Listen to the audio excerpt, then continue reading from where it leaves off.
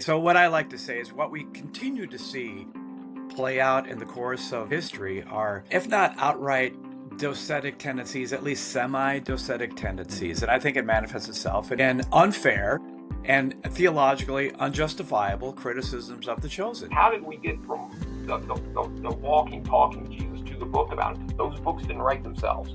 How did they write them? Under what kind of circumstances? By whom? What were they thinking? Who looks at a Rembrandt's Calming of the Sea or Caravaggio's Call of Matthew and thinks, that's not how it happened. They weren't dressed that way. And Hi, my name is Kevin, and this is the Bible Artist Podcast. And today I'm happy to be joined by both Dr. Paul Gondreau, Professor of Theology at Providence College, and Dr. Patrick Gray, Professor of Religious Studies at Rhodes College, who are both among the editors and the contributors to a new book, Watching the Chosen: History, Faith, and Interpretation. Dr. Gondreau, Dr. Gray, thank you both for joining us. Pleasure to be with you, Kevin. Thank you. Obviously, your new book, Watching the Chosen, is about the chosen, but can you explain more about kind of what type of book this is and what readers can expect for it? And then we can get into more of the details of it. Sure. Well, it started with a conference that we had, and it was just exactly 2 years ago, right about now, that I was contacted by a professor of scripture at Brigham Young, who somehow he got my name. Yeah, I was an extra actually in the Feeding of the 5,000 episode of The Chosen.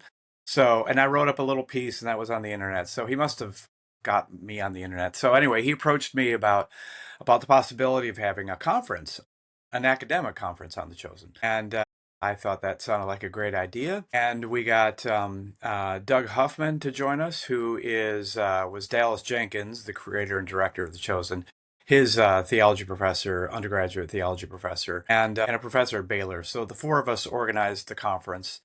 And then we didn't have a volume in mind going into the conference, but the idea was to have an academic conference, but that would be at the same time accessible to the wider public, that sort of any informed Christian or otherwise who's a fan of The Chosen could benefit from.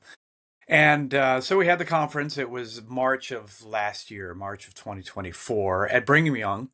And that turned out to be logistically fantastic because, in fact, the Chosen uses two filming sites, one in Utah and their main site in Texas. The one in Utah is their Jerusalem set.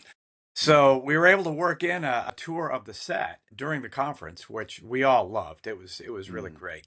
So anyway, the conference was of such high quality that there was general agreement that it would be nice to pull a volume out of it. And let me just give a shout out here to Patrick, he was really the mover and shaker of the volume. So he was not one of the organizers of the conference, but he stepped in, and there were four of us who co-edited the work, but it was really Patrick who I would just like to express my appreciation of for seeing this volume through to where it is today. So the book that we ended up pulling out of it, it's a number of academic essays, but not overly academic, if you know what I mean. They're scholars from different fields. They're biblical. I'm a biblical scholar. Paul is a systematic theologian. There are other biblical scholars. There are historians who focus on the early church who have written essays. There are psychologists. There are philosophers, film theory practitioners, communications theory. So people from a lot of different disciplines who are interested in The Chosen. We're not, the volume is not an official product of The Chosen LLC or whatever the company is named. And we're not cheerleaders for the show, but we're all broadly pretty appreciative. We're, fans of the show to some level. And so the people who participated in the conference, and then that's most of the essays in the volume. There are a few other essays by scholars who are not there. But they're looking at different aspects of this show, which is of such substance that it seems to merit, some attention. I mean, this is not for the Bible itself, but for my generation, growing up, 1977, Franco Zeffirelli's Jesus of Nazareth, 6-hour NBC miniseries. That was kind of like the default kind of image you have in your head of what the Jesus story is. And probably for this generation, it's probably the Passion of the Christ. If I Mm-hmm. had to guess, I mean, that was a Mm-hmm. pretty big hit, 2004. And if I had to bet, I would say The Chosen is this generation's kind of default Jesus, presentation. Mm-hmm. And so whether you like it or don't like it, Mm-hmm. they're good things. I mean, everything has strengths and weaknesses. It seems to merit serious attention. And so the organizers, I think, were looking around and said, there's not really been a whole lot of attention paid to it, at least by Mm-hmm. scholars. I got an email out of the blue from Paul and the other organizers. I had written something for the Dallas Morning News a few years ago, and something for a journal, an online journal from Notre Dame about, short things about the show. John Hilton said that I asked him, I said, so how did you find me? And he said he had a student assistant kind of just Google articles on The Mm-hmm. Chosen and then tried to see who had a PhD. And so Mm-hmm. he issued those invitations. So it's people from different fields, different church backgrounds. I think Mm-hmm. everyone's a Christian. Among the authors, a lot of Catholics, a lot of evangelicals, a lot of Latter-day Saints. It's become very popular, maybe because of that Provo connection. I'm not sure, but it's very popular among Mormons as well. So it's Mm-hmm. a pretty eclectic volume in terms of the kind of topics it's covered and people who are writing for it. Yeah. I actually think I found out about the conference when it was like either like just after it happened or like it was kind of too late for me to work out to go to it. But I really wish that I'd been there because it sounds like it was a really fun How time. did And you find out about it? I think I was just like because I published stuff on the Chosen, so I think I was just looking into like Chosen related stuff, like searching, and then I stumbled on like, the website for the conference, and I was like, oh, that would have been totally up my alley. But I'm glad that I can now get a taste of the content that you guys had because yeah, so Erdman's they sent me a copy, and I haven't finished like all the different essays in it, but I've read your guys's and paged through a few others, and like you guys said, I really appreciate that.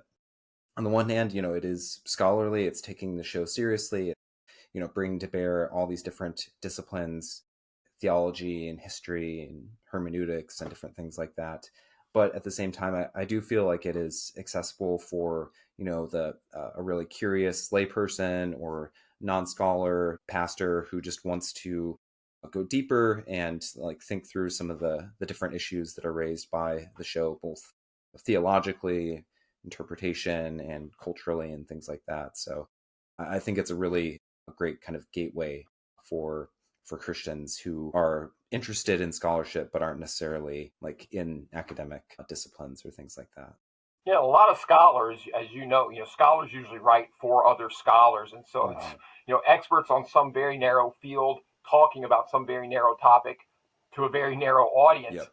And the people who came to that conference and ended up giving us essays for this volume, they're experts in various things, but we're not all experts in the same thing. So from the very beginning, they were aware of trying to communicate what they were trying to say to an audience of non-specialists. Mm-hmm. And as we were editing the volume, none of us are specialists in all these different kind of areas. We were trying to Mm-hmm. make sure this was, the content was such that you didn't have to be an expert in this. And, Mm-hmm. I don't know if you remember, Paul, I mean, I was really amazed at the conference. There were hundreds of people who attended this conference, and most of them were not scholars. It was very popular there in Provo, Utah. And so that that speaks to the kind of appeal of the show, and then also what we're trying to do with the conference and the volume is like kind of not just speak to the five other people who do Mm-hmm. what I do for a living. You know what I'm saying? Yeah, really, the only real scholars at the conference were the presenters. Mm-hmm. That's kind of what but if I could just say too that I think that The Chosen really merits a serious academic, Mm-hmm. intellectual engagement because, it treats the gospel material in a high-minded, Mm-hmm. serious manner. Dallas Jenkins and company, they're trying to do the gospel real justice in artistic form, but the gospels are theological of their their very subject matter, and so I've just always appreciated that they've tried to they've thought through so many things and are trying to do the biblical witness and Mm-hmm. Christian doctrine justice through their Mm-hmm. artistic portrayal. And so I think it was just sort of a natural thing that there Mm, would be theologians such as Patrick and myself and others who, watch it, like it, appreciate it from mhm. that angle, and have something to say about it on that score. Yeah. Well, and a lot of what they're doing is, it's not a track. Like, it's not like kind of bad, Christian filmmaking, which can sometimes, feel a little too just like didactic and just like trying to deliver kind of the right talking points or whatever. But it is like very much informed by, theology, by biblical interpretation, and obviously Alice and the writers are, they've got their advisors and they're doing their homework on all those kinds of things. So it definitely is bringing kind of scholarly type issues to a popular audience. So yeah, it definitely makes a lot of sense that, yeah, that it would be of interest to a variety of different scholars. So um, okay, so I know that there are a lot of different contributors to the book. You guys each have a chapter in it. Eventually, I would like to bring on some of the other contributors because there's some of their topics that I would like to discuss more in depth. While I've got you guys here, I'll probably just focus on your essays, and that'll kind of give people a taste of the type of material that's in here. But let me also just say, like you guys have mentioned, there's kind of a wide range of different topics in the book. There are chapters on kind of like narrative and like how narrative works. There's stuff on things related to like gender and related to kind of film theory and different things like that. So lots of different topics for people who have different interests that definitely I think there's, if you go on like kind of the website when you're ordering the book, you can probably get a the table of contents or whatever with all the different essays. But yeah, we'll start with Dr. Gondreau, your piece, which is in part 3 of the book, Christology and History, and your essay is Too Divine to Be Human: The Chosen's Portrayal of a Fully Human Jesus. And so essentially, if I kind of read your essay right, you're kind of defending the Chosen's portrayal of Jesus from some of the detractors who have criticized it. Why do you feel like that was important and worth kind of addressing in your chapter? Well, okay, so as a professional theologian, the humanity of Christ has sort of been my baby. I did my Mm, dissertation on Jesus's human passions, his emotions, mm, so it's been a topic that I've been thinking about for a long time and reflecting on. Before the criticism, I first, became a fan of the show just by how Jesus was presented. Now, to a large measure, that's on account of Jonathan Rumi and his amazing skills as an actor and his interpretation of Jesus. But also, it's the decision of the chosen to portray a Jesus who is easily relatable, who is playful, but also who's not afraid to show his very human side. So when I was won over by the show, just from that perspective, I mm, mean, I started watching the first season. We might all remember it was COVID, and The Chosen was made available free when everyone was just sitting around, had not much to do but watch things. And I saw the first couple episodes, and I just thought, from a dramatic, mhm, topographic point of view, it was well done. I enjoyed mhm, it. It was episode 3 though of season 1, so that's the episode with the children, mhm, but it's not so much his interaction with the children, though it's great. It's wonderful. There are other scenes in that where Jesus is camping outside Capernaum and where we see him just preparing his meal. We see him praying to the Father. We see him stretching his sore muscles, and he's nursing an injury. He cut himself doing something. I was just that was the hook for me. mm, I thought they've got the humanity of Christ right. Now, mm, it needs to be said that this is a really a sore point for the history of Christianity from its very inception.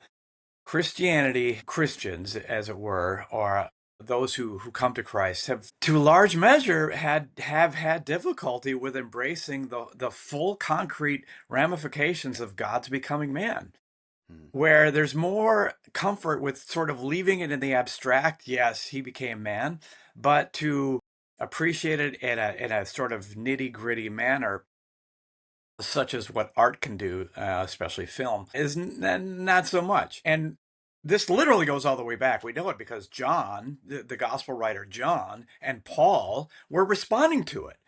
And this is why the famous verse 14 of John's prologue, the word became flesh. This is one of the reasons I think that he chose the word flesh and not man. Could have said man, but flesh is just it's the stuff of this world. We can't, we're really talking about God entering into his material creation. To be human is to have a body and a soul, but a body in its full physical apparatus.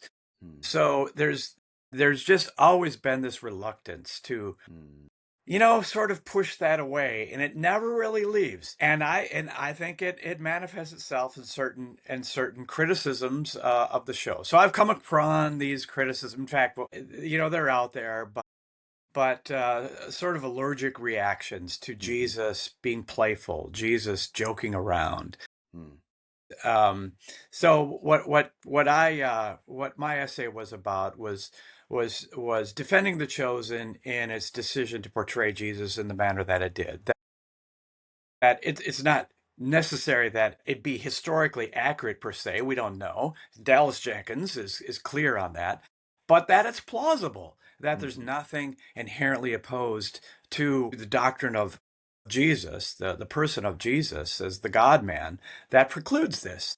And in fact, I think it's a genius move, because it really helps us to see, and this is really where the Chosen, I think, excels. Dallas has on many occasions said he wants to pull the Jesus and the apostles down from stained glass and into real life.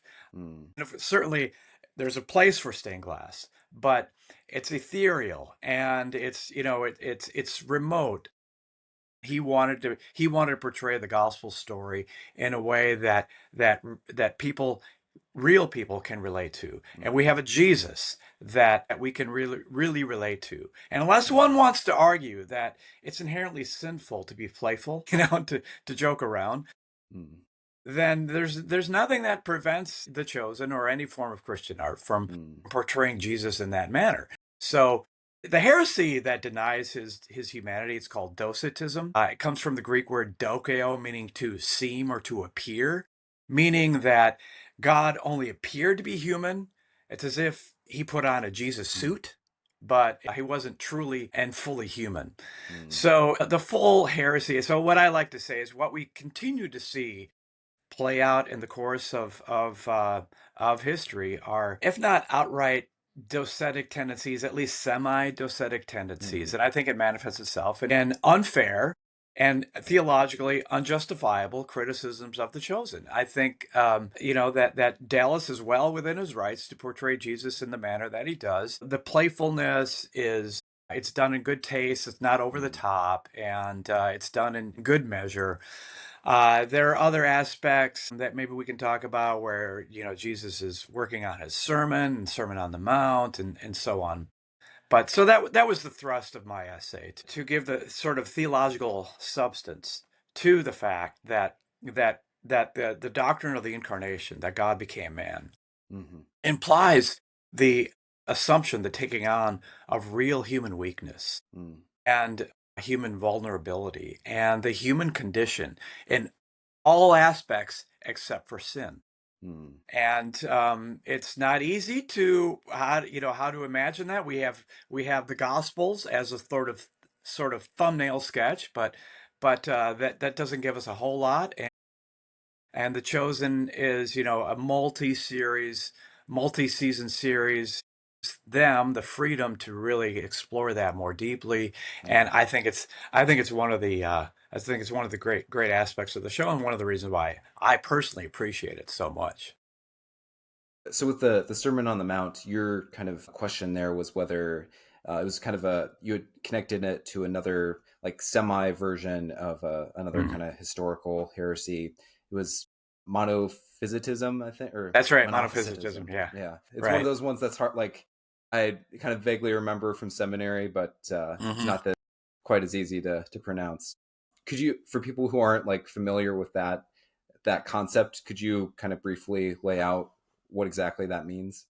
So, it's important for people to realize that it took the early Christian church 500 years to come to terms with the whole God man mystery. Mm, What does this mean? He's God, he's divine and human, so he's two in some respect. But mm, he's the one person of the Son, so he's one in another respect. And it took nearly 5 centuries for the early Christian church to articulate through the use of certain language what that means in a way that's faithful to the gospel witness. And heresies is really what prodded the early Christian church along this path. Docetism being one example. Another one is Monophysitism. So the Monophysitism was an overemphasis on the oneness of Christ, that if we push his being human and divine too far, then maybe we split him into two sort of entities altogether, mm, and we lose the one Christ. So mm, this was an overreaction to that. So what it did is it fudged on both his humanity and his divinity, and held Christ to be a sort of a conglomeration of elements of the human and the divine. So the metaphor that I used at the conference and use in my essay is of a spork.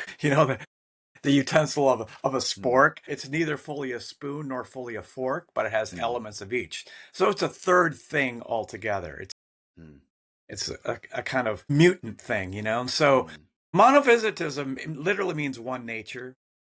Comes from the Greek word meaning one nature. So Christ had one nature of mixed elements of human and divine, which means he's neither fully one nor fully the other. So it's a compromise on his full humanity and his full divinity. And the early council that really addressed this and settled it in a definitive way is the Council of Chalcedon in the year 451, which affirmed that that the two natures were fully integral, and they were united in the one person of the Son, the divine person of the Son, but that these two natures, human and divine, that there was no mingling or mixture or confusion mm, of the two. So Christ's human nature, his humanity, it wasn't diluted, wasn't washed out.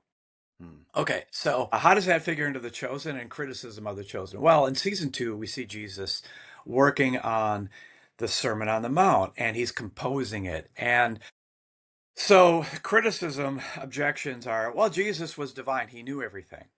So he didn't need to work at composition. The words would have come to him sort of, just instantaneously. And that I think is itself expressive of this. I call it it evokes a kind of semi-monophysite tendency to mix to allow Jesus' humanity to get washed out by his divinity. How often do we hear Christians say, because he was divine, he knew everything? mm, Well, he had a human mind. He had a divine mind, but there was no mixture. As there was no mixture between the two natures, there's no mixture between his divine mind and his human mind. And there can't be, because there's no proportion. The divine intellect is infinite. A human intellect is finite. And when Jesus was on the earth speaking and teaching, he was using his human mind, his mm, human intellect. So human intellects work by way of step-by-step reasoning. We put concepts together, and when we're speaking, when we're writing, we compose. And mm, so my defense of the chosen was not necessarily to argue that that's necessarily how it happened. It doesn't even happen with humans all the time. mhm, Poets sometimes speak of being inspired by the muse, where the words, any writer knows that sometimes you sit down and the words just flow. Other times you really got to labor at it. So maybe it happened that way with Jesus. Maybe when he preached, maybe the words just flew. Maybe they just, issued without much labor, intellectual labor. Maybe he did work at mhm, it. Maybe he did need to prepare it. So that again, once again, that the chosen was well within its theological rights to portray Jesus working at his sermon, the great Sermon on the Mount, at composing it, taking suggestions from others. In the case of the chosen, they chose Matthew. mm, He seeks advice from Matthew, which Matthew, of course, is the evangelist who gives us the Sermon on the Mount. Matthew chapters 5 to 7. So that was the reason they chose Matthew. And I thought there was kind of a cute way to work that side of the four Gospels into the story. Let's have Matthew be privy to Jesus's sort of backstage lead up to the sermon. So again, is it necessary that it happened that way? No. And The Chosen isn't claiming that, but was it possible? Sure, certainly it was possible. Attempts to condemn The Chosen or to criticize it along those lines are simply unfounded. The example of the spork is genius. A spork is neither spoon nor fork. And I can't say that I understand the Trinity, but at least, that helps me understand what's heretical about Monophysitism a little bit better in a way that I never had. So that's, I don't want to damn you with faint praise by saying the spork example was the best thing about your essay, but it was, unforgettable. Yeah. I hope pastors, because these are hard concepts to explain to everyday people. So I think that's a really good illustration that I hope people will hold on to, is often the illustrations work better to point out what Christology or Trinitarianism is not, as opposed to what it is, because a lot of it is just it's not this, it's not this. So yeah, that spork example is really good. I've been teaching undergraduates for many years, and they really span the spectrum. Some are, they're if they're Christian, they're maybe nominally Christians. Some aren't. Some are. But I've had to think about how to make these very elevated, sophisticated theological concepts. How to make it real. And because really, that's what I'm trying to show is, why is this relevant to you 20-year-old? Why is this very technical sounding concept? Why is it relevant to you? Why does it matter? Why does Jesus matter? Yep. Amen. Well, for more kind of insights into how The Chosen is kind of useful in discussing and even potentially explaining some of the doctrine of the incarnation and doctrine of Christ, I hope people will check out your chapter in the book and grab the book so that they can read it, because there's more in there, and I found it really interesting, all the stuff that you did with it. But turning, Dr. Gray, to your chapter, Matthew, Mark, Luke, and John, portraying the evangelists in The Chosen, what kind of got you interested in analyzing how The Chosen depicts the writers of the four Gospels? Yeah, so one of the things that's unique about The Chosen is how big of a role the non-Jesus characters play. With almost every Jesus movie, and I'll call this a Jesus movie because Jesus series one sounds awkward, and there just aren't other Jesus series. But those kinds of Jesus productions, they always focus on Jesus, and partly because of the time constraints, it's 2-3 hours. There's just no time for development of really any other character. So I don't know if it's ever been made explicit, but The Chosen, in the title, it's Jesus, but it's the apostles too. It's all the followers. I think maybe it's been made explicit, but so that's really a striking kind of thing, is how much space is devoted to them. And the apostles, in movies, maybe you'll get a little bit of Peter development, and then you'll get a little attention to Judas. But if I had to go back and check, I think it's possible that most of the apostles never even get name checked in those movies. So that's really, really different from The Chosen. So, when we were out there for that conference in Provo visiting the set, actually one of the apostles were there. I don't know what he was doing there. They weren't filming, but Thaddeus just showed up. It's like, here he is. So, the apostles get attention that they don't usually get elsewhere. And then, one subset of those followers are the people who wrote the books. Of the four, Matthew, Mark, Luke, and John, according to tradition, Matthew was one of the 12, and John was one of the 12. Mark was not, Luke was not. But I like how the series tries to explore this idea of, what's the missing link? We know there was a Jesus, there was a flesh and blood human being plus, 2,000 years ago. And we know we have these books about him that were written pretty early on, but how did we get from, the walking, talking Jesus to the book about it? Some those books didn't write themselves. How did they write them? Under what kind of circumstances? By whom? What were they thinking? How did they, just the physical logistics of it? And so there were just a few places in those first couple seasons where I can't remember if it was John that was first shown jotting things down. It might have been Matthew jotting things down. There are a few of flash forwards where it shows Luke, who's not one of the 12, but he's interviewing people or writing things up. Mary Magdalene goes and visits him. And so that kind of caught my attention because you don't usually get that in Jesus movies either. You don't get lots of movies about writers writing because it's pretty boring to portray somebody doing, well, writing. So maybe there are movies about Hemingway. There are movies about writers. I'm blanking on them, but the writing part is not very photogenic or cinematographic or whatever. So I was interested in what he tried to do with that. So I thought I've got a small amount of space, so I'm going to kind of go back and I can get all of that and look at, there's too much material in the whole series, but that one little slice of it, I thought I can really do justice to that. So it was interesting to go back and rewatch those few scenes. Yeah, and I also like how, so in your essay, the Gospels themselves don't contain a whole lot of information on most of the disciples, but then kind of in later traditions, or, sometimes if you look really closely at the Gospels, you can pick up things here and there. And so you kind of collected what we can either like things from the Gospels that people have concluded, or also kind of later traditions about Matthew, Mark, Luke, and John. And you kind of just collected and put together like, here are some of the things that have been kind of not necessarily like that they're, especially some of the later traditions, that you necessarily think that they are all historically accurate or whatever, but some of the things that have been believed. Do you have any kind of favorite like tidbits that you kind of collected? Because I think my favorite was, you mentioned how one tradition about Luke was that he actually had painted the first portraits of Peter and Paul and Mary. So I was curious. Yeah, those very early traditions, like I said about Luke, he was, he's a doctor, he's a physician. He's mentioned just a throwaway line in one or two of Paul's letters, and so they talk about that in the early tradition, second, third, fourth century. And as you said, some of these are reliable traditions that really tell us about these people, and some of them are probably not. It's hard to know which ones. But yeah, so Luke being also a painter, and we actually even have ancient paintings of Luke in the process of painting Mother Mary, for example.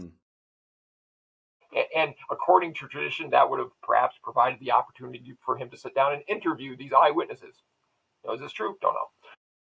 We don't get very much about Matthew biographically. I think Matthew in the series is one of the most interesting characters. Lots of people have commented on, his autism and that. There's no basis for that, in the text, but it makes an interesting character. But there's very little about Matthew, very little about Mark. There's more about John. And in the early church, Peter, James, and John were kind of like the pillars of the church in those early decades. But there are a number of writings in second, third, fourth century called Acts, like Acts of the Apostles. But there's the Acts of Paul, the Acts of John, Acts of Peter, for example. And you asked about, a favorite kind of tidbit from those traditions. One, the Acts of John is full of these kind of fascinating stories that, may not be accurate. But John, according to this story, he goes to the city of Ephesus, which is one of the major cities of the ancient Mediterranean, and he kind of has a duel, kind of a showdown with devotees of the goddess Artemis, who has a temple there. And after he finishes kind of going at it with them, he goes back to the inn where he's staying, the hotel. And inns in the ancient world were kind of dirty, had a reputation for being dirty, not pleasant places. And he goes back, and there's an infestation of bed bugs.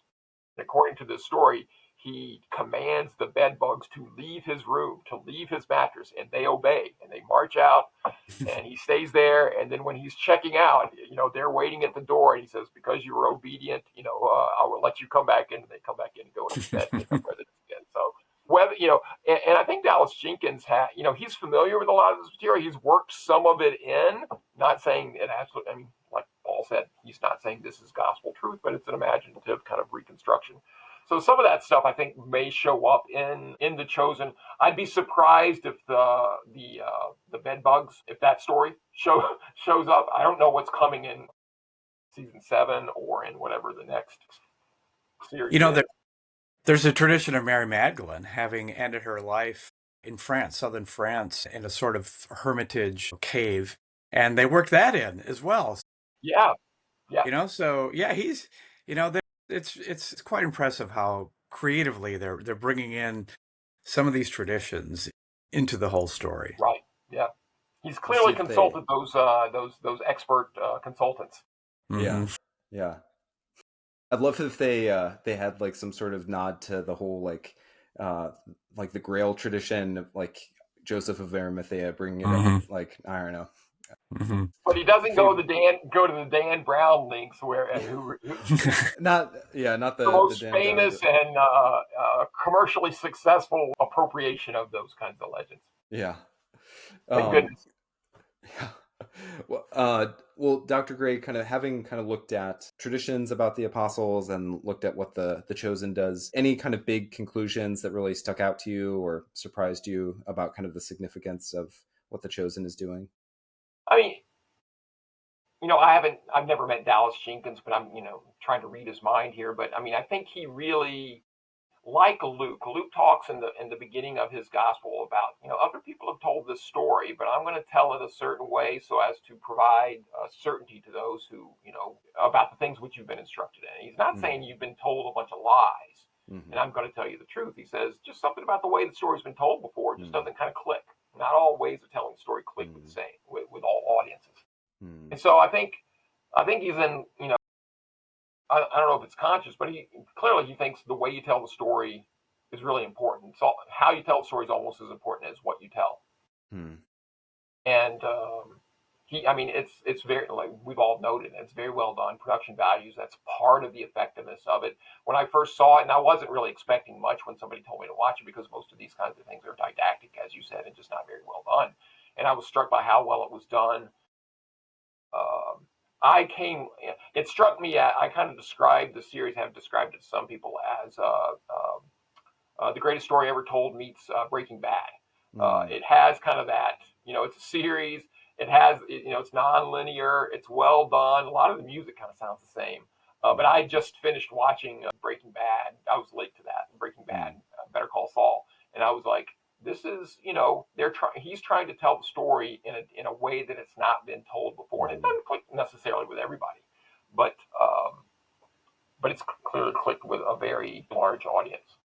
Can I just throw in as well that I think a lot of critics of the show commit a category error. That is, they criticize it along strictly theological grounds, as if The Chosen is some kind of theological work. It's a work of Christian art, and Mm-hmm. so with Christian art comes artistic license, and certainly the subject matter is theological. So one has to do justice to the doctrinal subject matter, but who looks at a Rembrandt's Calming of the Sea or Caravaggio's Call of Matthew and thinks, that's not how, that's not how it happened. They weren't dressed that way. And look, he's showing Jesus in a dismissive manner. Jesus standing in the shadows. I'm speaking of Caravaggio's painting where Jesus is in the dark and his hand comes out. You just see his hand barely in the light. And that's not fitting the Son of God who is the light of the world. No one does that, because we all understand that it's treating the subject matter reverentially, but in a very artistic manner in order to convey certain effects. And so Dallas Jenkins and The Chosen, they're just doing the same thing in the cinematic form of art. Mm-hmm.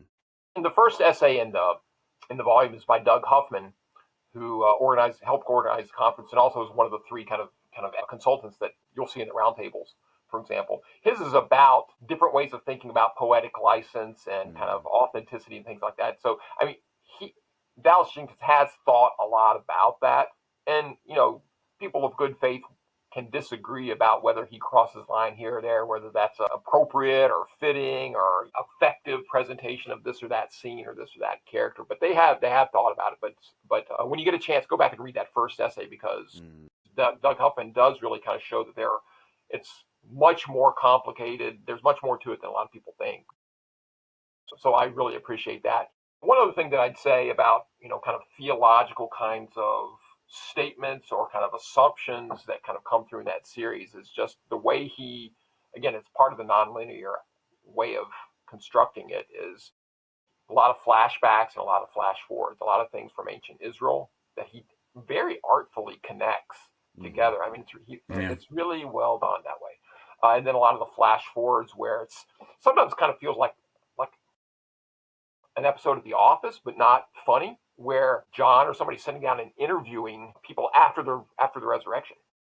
So there's these flashbacks and flash forwards, and I think that's a good way of kind of conveying how the story of Jesus didn't start with his birth and it didn't end with his death or even his resurrection. That it kind of Same with season 5, so instead of just showing the Last Supper all in one shot, Dallas decided to choose segments at the beginning of each episode, which I think is just pure artistic genius. It would get a little tedious, I think, to just let's sit down and go through the whole Last Supper. Instead, let's break it up and begin each episode, set the tone for each episode. That's his artistic genius, and I appreciate this show from that side of it. I think that's the reason why Dallas is very clear that if movie is going to work, it's got to entertain first. Yep. And he does. It does. And he's not done. Yep. Yeah. Speaking of which, so one final question for both of you. With only, 2 remaining seasons, at least of the main series of The Chosen, is there kind of a aspect of the remaining story or a moment that you are kind of most interested in seeing how the show will handle? Yeah, so season 7 is going to be about the resurrection. We know that Jesus appeared multiple times in the 40 days between his resurrection and his ascension. But the Gospels say virtually nothing about that. We get little snapshots. Paul mentions it as well. So I'm really looking forward to. I was just thinking about the final episode of season 6, the most recent season, The Agony in the Garden. By their own admission, the evangelist admission, there were no eyewitnesses. And, scripture scholars have been saying, well, it's made up. How do we know? Well, okay, so during those multiple appearances of the risen Jesus with the apostles, I think it's a pretty safe bet that it came up in conversation. That it could have been as something as simple as Peter saying, about that night, Lord, I'm sorry, and then Jesus saying, yeah, I want you to know, but I want all of posterity to know how much the Son of Man suffered and what happened in that garden. So here's what happened. So anyway, I'm really looking forward to how they imagine the encounters of the risen Jesus through the whole course of a whole season. Yeah, I'm looking for, so I guess season 6 is going to be about the crucifixion, I assume. I mean, that's a big event that's still on the table there, and then resurrection. So I'm looking forward to, but with a little fear and trembling. I mean, so we got the crucifixion, and I'm curious I don't have any trouble with depiction of violence. It doesn't make me squeamish or anything like that. Crucifixion's pretty violent. Thing. That was one of the criticisms, I don't know if you remember, about Mel Gibson, was that it's too violent. And I kind of understand part of that, but also I'm thinking, too violent for a crucifixion? I mean, this is like torturing somebody to death. But so, it's visually, the series has been very good, and I'm just curious. I'm not hoping for one thing or the other, but I'm curious to see how violent, how explicitly violent, how much it shows, how much it doesn't show. And I don't really have strong feelings about how that ought to unfold, but you can mess that up. I mean, you could, and with the crucifixion, I'm really looking forward to that too. And that's going to be a real challenge. I mean, the text, the stories they tell in those 40 days, Paul, they show it's he's physically resurrected. He's not a spirit, he's not a ghost. And those are some of those heresies in the early centuries as well, that he was not fully a human being or something like that. He even refutes it. Jesus does in one of the Gospels, where he says, "Here, is that a fish? Give me a fish." And he eats a fish, as if it's evident that ghosts don't eat fish. But they recognize him, and sometimes they don't recognize him. And so the physical body of Jesus, according to the Gospels, is both continuous with and discontinuous with the Jesus before. They recognize him. It's the same Jesus, but kind of different. You can walk through doors and disappear. Sometimes, like in the Gospel of Luke, they're on the road to Emmaus. They're kind of walking along with Jesus, talking about Jesus, and they don't realize it's Jesus there with them. I mean, he'd been through, a rough couple of days, so maybe they didn't recognize him. But so it's an unusual sort of thing, and I don't how you capture that. I mean, because it's a TV show. You've got to show him. So what's that going to look like? So I'm curious how he's going to pull that off. I'm also looking forward to, at the end of the Gospel of Matthew, at the last few verses, Jesus is about to give the Great Commission. But it says that the apostles gather around him, 11 of them, not 12. And I've always been struck by this line where it says, they were all there, and some worshiped, but some doubted. And it doesn't say what they doubted. And it's like, they doubted, like with the risen Jesus right there from. How could you, but is it that they doubted that he was like flesh, like a human? Is it they doubted that this made any kind of difference? What exactly did they doubt? And I think theologically, that's an interesting kind of observation to make. I mean, sometimes people will say, if only I saw a miracle, if only God talked to me, I would believe. But, most people back then didn't believe for whatever reason. Even people who, were walking and talking with Jesus for whatever reason, that faith is, I guess, not automatic. Seeing is not necessarily believing. And Dallas has been pretty good about showing a really wide range of responses to people who were like there with Jesus or kind of imagining him.